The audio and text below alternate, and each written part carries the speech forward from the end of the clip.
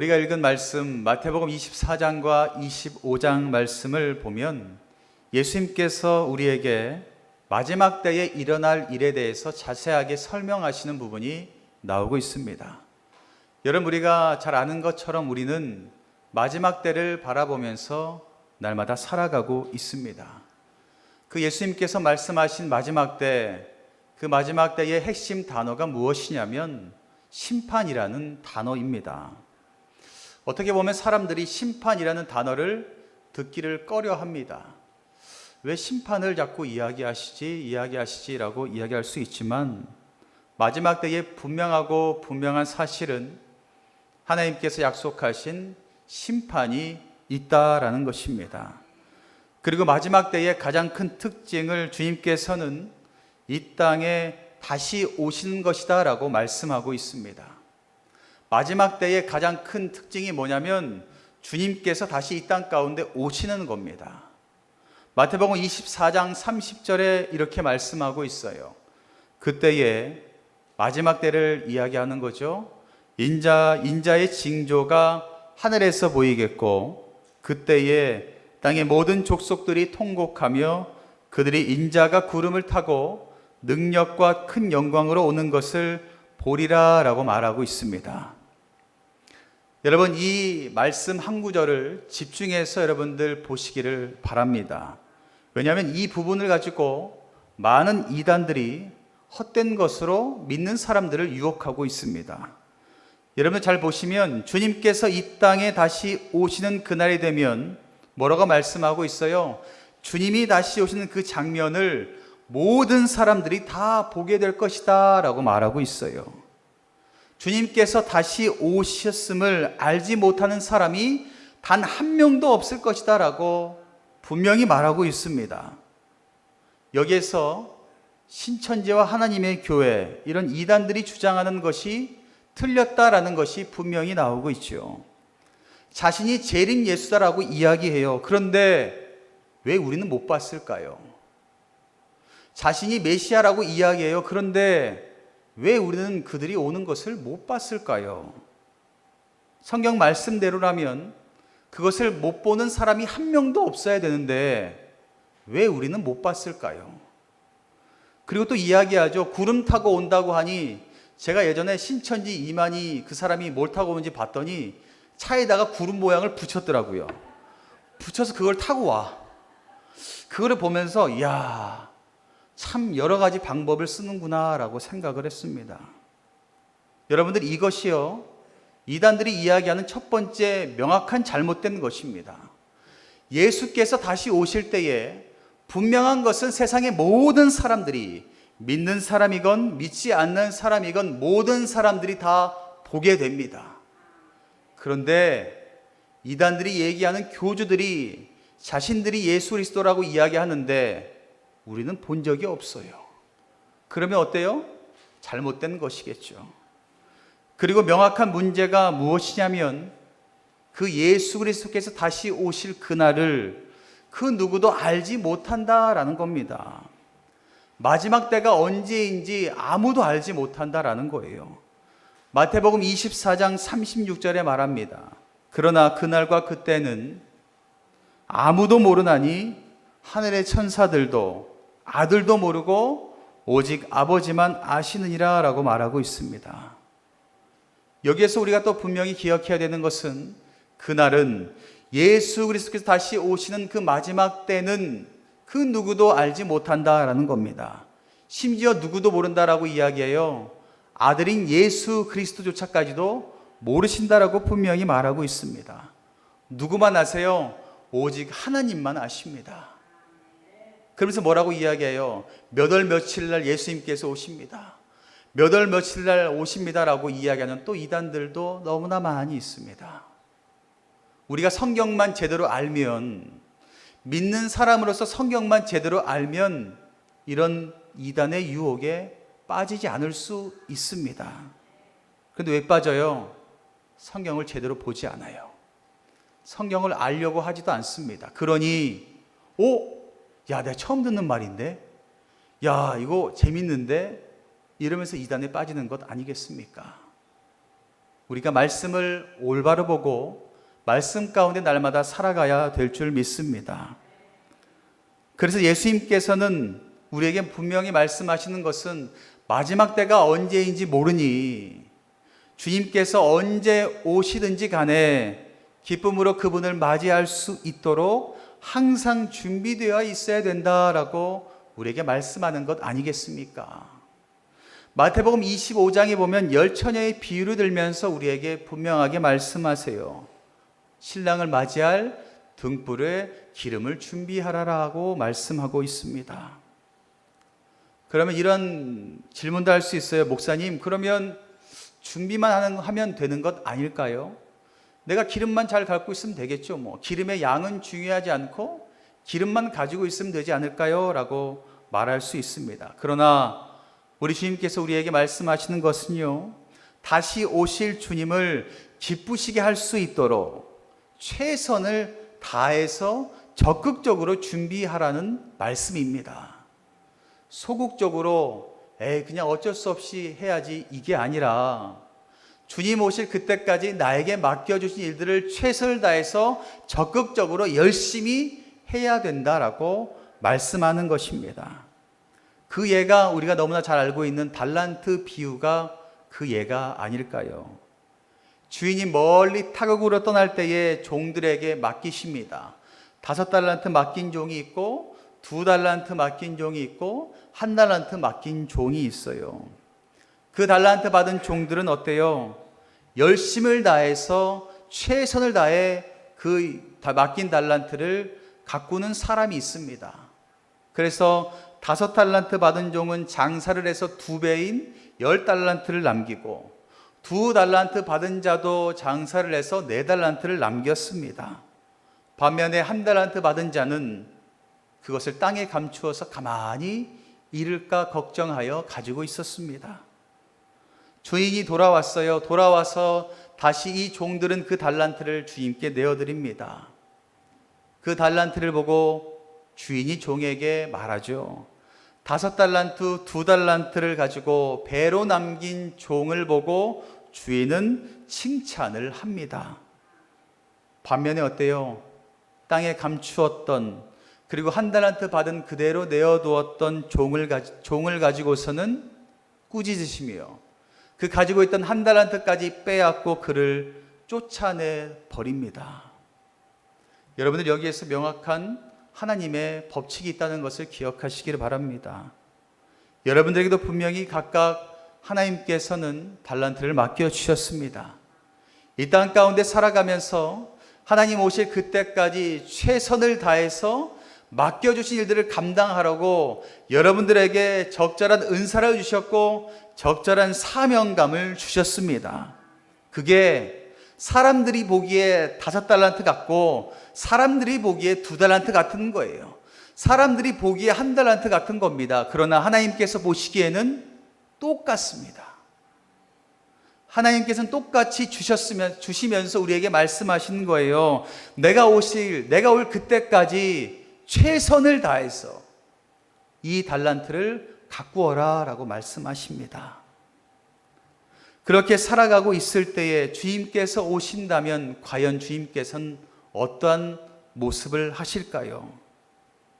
우리의 모습을 보시고 주님께서 오셔서 과연 어떤 말씀을 가장 먼저 하실까요? 칭찬하실까요? 아니면 내가 가지고 있는 것까지 빼앗고 내쫓으실까요? 어떤 사람의 모습을 보시면서 하나님께서 복음의 열매를 맺은 삶이라고 인정을 해 주실까요? 여러분, 마지막 때가 되면요, 분명히 예수님께서 오셔서 심판을 하십니다. 여러분 꼭 기억하세요. 나는 심판 안 받겠지? 아니요, 반드시 심판을 받습니다. 저도 심판받고요, 여러분도 심판을 받습니다. 오셔서 심판하실 때에 2가지가 나타나게 돼요. 34절에 보면 그때의 임금이 그 오른편에 있는 자들에게 이르시되 내 아버지께 복받을 자들이여 나와 창세로부터 너희를 위하여 예비된 나라를 상속받으라 라고 말씀합니다. 주님께서 오셔서 예수님께서 심판하시고 분류하세요. 그리고 오른쪽에 세워놓은 자들에게 말씀하십니다. 뭐라고요? 복받을 자라고 부르십니다. 오른쪽에 선 자들은 복받은 자라고 부르시면서 예비된 나라를 허락하여 주십니다. 예비된 나라가 뭘까요? 천국입니다. 천국을 주님께서 주십니다. 누구에게요? 복음의 열매를 맺은 자들에게 주십니다. 나에게 맡겨주신 사명과 나에게 맡겨주신 그 달란트를 가지고 최선을 다해서 말씀대로 살았던 자들에게는 복음의 열매가 나타나게 돼요. 그 복음의 열매를 가지고 있는 자들에게는 하나님께서는 오른쪽에 설 수 있도록 인도해 주시고, 오른쪽에 선 자들에게는 복받는 자라라고 말씀하시면서 예비해 놓으신 천국을 선물로 주십니다. 다시 말해서 주님께서 오셨을 때에 착하고 칭찬받는 종이 되는 겁니다. 반면에 41절 말씀에 또 왼편에 있는 자들에게는 이르시되 저주를 받은 자들아 나를 떠나 마귀와 그 사자들을 위하여 예비된 영원한 불에 들어가라 라고 말합니다. 예수 그리스도께서 다시 오셔서 심판하시고 분류하시면서 오른편이 아니라 왼편의 선자들에게 말씀하세요. 뭐라고요? 저주를 받은 자들아 라고 말씀하십니다. 그리고 영원한 불에 들어가다 라고 말씀하세요. 복음의 열매가 없이 숨겨두고 살아가는 사람들, 한 달란트를 받았음에도 불구하고 숨겨두고 살았던 사람들은 예수 그리스도께서 왼편으로 분류하시고 그들은 저주받은 자들, 그리고 영원한 지옥불에 들어가라고 말씀하십니다. 우리는 착각할 때가 있어요. 교회 다니면 천국 가겠지. 저주받고 지옥불에 들어가는 사람은 믿지 않는 사람들에게 그렇게 되겠지라고 착각할 때가 있습니다. 그런데 예수님께서 말씀하시는 건요, 한 달란트 받은 자를 이야기하는 거예요. 한 달란트 받은 자가 누구예요? 예수 그리스도 믿는다라고 이야기하면서 교회 다니는 사람들을 이야기하는 겁니다. 그 교회에 다니는 사람 가운데 한 달란트를 가지고 그냥 주님께 나온 사람, 주님, 제가 믿음만 가지고 주님께 나왔습니다. 내가 예배만 열심히 드렸고 열심히 기도 생활한다고 했습니다. 근데 주님께서 뭐라고 말씀하세요? 열매는 어딨냐? 기름은 어딨냐? 복음의 그 열매는 어딨냐라고 물으세요. 그때 여러분들이 한 달란트만 내어놓으면 여러분들의 자리는 어딘 줄 아세요? 왼편입니다. 너무나 죄송하지만 하나님의 심판의 때가 이르렀을 때에 믿지 않는 사람들은 당연히 왼편에 있는 거고요. 믿음 생활하는 사람 가운데 한 달란트 가지고 나온 자들은 왼편에 서는 겁니다. 그리고 천국이 아니라 영원한 지옥불에 던져진다라는 것을 기억하시기를 바랍니다. 정리하면 예수님께서 46절에 명확하게 말씀하세요. 그들은 영벌에 의인은 영생에 들어가리라 하시니라 라고 말하고 있습니다. 한 달란트 가진 자들은 영벌에 들어가게 되고, 의인들 5달란트, 2달란트 가지고 최선을 다해서 복음의 열매를 맺은 사람들은 주님께서 의인이라고 불러주시면서, 의인은 어떤 것이 예비되는 줄 아세요? 생명의 면류관이 예비되어 있습니다. 스데반 집사님이 돌에 맞아 죽으실 때에 하늘 문이 열리고 주님께서 무엇을 씌워주셨어요? 생명의 면류관을 씌워주셨습니다. 의인에게 씌워주셨거든요. 동일한 말씀이세요. 생명의 그 면류관은 의로운 자들에게, 생명을 다해서 최선을 다해 살아간 자들에게 우리 주님께서 씌워주시고 그들에게는 영생의 천국에 들어갈 수 있는 은혜를 더하여 주십니다. 여러분들 이것을 믿으셔야 됩니다. 교회 다니면서도 이것을 믿지 않는 사람들 너무나 많아요. 그리고 많은 목사님들이 이것을 이야기하지 않습니다. 왜요? 듣기 불편해하니까. 많은 성도들이 나는 교회 다니는데 지옥 간다 그러면 누가 좋아하겠어요? 그런데요, 성경 말씀 가운데 분명하게 나와 있는 겁니다. 믿음 생활 한다고 해서 다 천국 가지 않습니다. 말씀대로 열심을 다해 살아서 열매가 있어야지만 오른편에 설 수 있다라고 성경에서 예수 그리스도께서 분명하게 우리에게 말씀하고 있습니다. 그러니 사랑하는 성도 여러분, 마지막 때가 언제인지는 저도 몰라요. 제가 여기서 마지막 때가 언제입니다라고 이야기하면 어떻게 돼요? 제가 교주가 되는 거예요. 근데 저는 몰라요. 예수님도 몰라요. 그러니 어떻게 되겠습니까? 주님 오실 때에 우리가 당당하게 오른편에 설 수 있도록 우리가 날마다 복음의 열매를 맺고 살아가야 될 줄 믿습니다. 지금부터라도 내가 그렇게 살지 못했다면 어떻게 하면 되겠어요? 주님께 회개하며 돌아서시면 됩니다. 그리고 오늘부터라도 복음의 열매를 맺고 사시면 됩니다.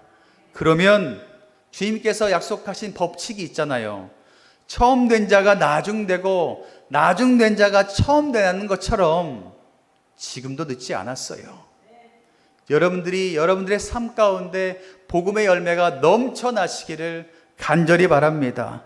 그러면 어떻게 하면 복음의 열매를 맺을 수 있을까?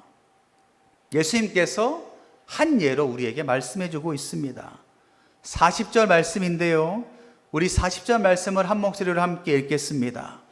임금이 대답하여 이르시되 내가 진실로 너희에게 이르노니 너희가 여기 내 형제 중에 지극히 작은 자 하나에게 한 것이 곧 내게 한 것이니라 하시고 라고 말씀하고 있습니다. 작은 자 한 사람 대하기를 어떻게 하라고요? 주님을 대하는 것처럼 해야 된다라고 말씀하세요. 그것이 바로 주님께서 마지막 날에 칭찬하실 사람들의 모습입니다. 여러분들, 지난주 마태복음 22장을 통해서 우리가 하나님이 원하는 삶에 대해서 나누었죠. 하나님을 마음과 목숨과 뜻을 다하여 사랑하는 것처럼 그것이 첫 번째 우리가 가져야 될 모습이고, 그렇게 하나님을 사랑하는 자는 결코 내 옆에 있는 사람 작은 자 하나도 사랑하지 않을 수 없다라는 것을 우리는 배웠습니다. 왜냐하면 하나님께서는요, 작은 자 한 사람도 절대로 그저 지나치지 않으시기 때문입니다. 심지어 하나님은 들의 새와 꽃도 그저 내버려 두지 않으시는 분이 우리 하나님이십니다. 그런 하나님의 사랑을 우리 마음 가운데 충만하게 채웠다면 우리의 삶 가운데 이 하나님의 마음이 어떻게 드러나지 않을 수가 있겠습니까? 여러분들, 일반적으로 지극히 작은 자라고 하면 우리는 이렇게 생각하죠. 사회적으로 약한 자들, 힘든 자들, 이런 자들을 돌봐야 된다라고 이야기해요. 이것도 맞지만 오늘 말씀 가운데 이야기한 지극히 작은 자는요, 그런 것이 아닙니다. 40절 말씀 앞에 있는 단어를 한번 잘 보시기 바랍니다. 지극히 자 하나 앞에 뭐라고 쓰여 있어요? 내 형제 중에 지극히 작은 자 하나에게 라고 쓰여 있습니다. 여러분들, 형제가 뭐예요? 예수님의 제자를 가리킵니다. 예수님의 관계 속에서 함께 있는 사람들을 가리키는 겁니다. 다시 말해서 예수님께서는요, 밖에서 찾지 말고 안에서 찾으라고 말씀하세요. 바로 여러분들 옆에 있는 사람을 이야기하는 겁니다. 같이 믿음 생활하는 사람들, 지극히 작은 자, 아파하는 영혼들, 슬퍼하는 영혼들, 그 영혼들을 먼저 여러분들이 섬겨야 된다라고 주님께서 말씀하고 있습니다. 안에서는 하지 않으면서 밖에 나가서 봉사한다고 이야기하지 마시고 안에서부터 먼저 하시기를 바랍니다. 교회 안에서부터 연약한 자들을 챙기시고요. 교회 안에서부터 슬퍼하는 자들의 눈물을 닦아주세요. 교회 안에서부터 함께 보듬고 사랑해야 되지 않겠습니까? 그 다음에 밖을 섬기세요. 가정도 섬기지 않으면서 교회 일한다고 하지 마시고 여러분들, 제가 당부드리는 것은 가정부터 섬기세요. 그 다음에 교회를 하시기를 바랍니다. 우리가 해야 될 것은요, 교회 안의 영혼들, 내 옆에 있는 사람부터 지극히 작은 자 한 명을 섬기셔야 됩니다. 그것이 마지막 때에 주님이 오셨을 때에 우리가 오른편에 서는 방법이다라는 것을 믿으시기를 바랍니다. 사랑하는 성도 여러분, 복음대로 산다는 것, 복음을 흘려보내고 복음의 열매를 맺는다는 것, 선교적으로 대단한 것을 말하는 것이 아닙니다. 우리가 선교사님을 파송하고 해외에 교회를 짓고 해외 선교를 가고 이것을 이야기하는 것이 아니라 그저 내가 서 있는 그곳에서 주님의 그 마음을 마음 가운데 품고 사는 것, 주님의 마음으로 사람을 대하는 것, 주님의 마음으로 세상을 바라보는 것, 주님의 마음으로 주님이 기뻐하시는 삶을 살아가는 것, 그 작은 것 하나를 말씀하는 겁니다. 이것이 주님께서 말씀하신 그 마지막 때에 주님께서 우리를 보시고 기뻐하시는 모습입니다. 여러분들, 절대로 마지막 때는 언제 올지 모릅니다. 그러나 중요한 것은요, 반드시 옵니다. 그리고 우리가 주님께서 부르실 때에, 우리 생을 마감할 때에 또한 똑같이 심판대 앞에 섭니다. 주님께서 오셔서 마지막 때에 심판이 있지만 우리 생을 마감할 때에 또 주님 앞에 서서 심판의 자리가 있어요. 반드시 그 심판의 자리가 있다는 것을 기억하시고, 여러분들, 주님께서 말씀하신 그때에 꼭 오른편에 서시는 은혜가 있기를 간절히 바랍니다. 아직 늦지 않았어요. 오늘부터라도, 지금부터라도 지극히 작은 자 한 사람을, 내 형제 중에 지극히 작은 자 한 사람을 섬기는 그 사랑의 마음을 가지고 살아갈 때에, 최선을 다해서 살아갈 때에 여러분들 복음의 열매가 나타나게 되고, 그 성령의 열매를 통하여서 여러분들 오른편에 서는 은혜가 있게 될 줄 믿습니다. 여러분들의 삶 가운데 의로움이 나타나 생명의 면류관이 씌워지는 그날까지 말씀대로 순종하는 저와 여러분들 되시기를 주님의 이름으로 간절히 축원합니다.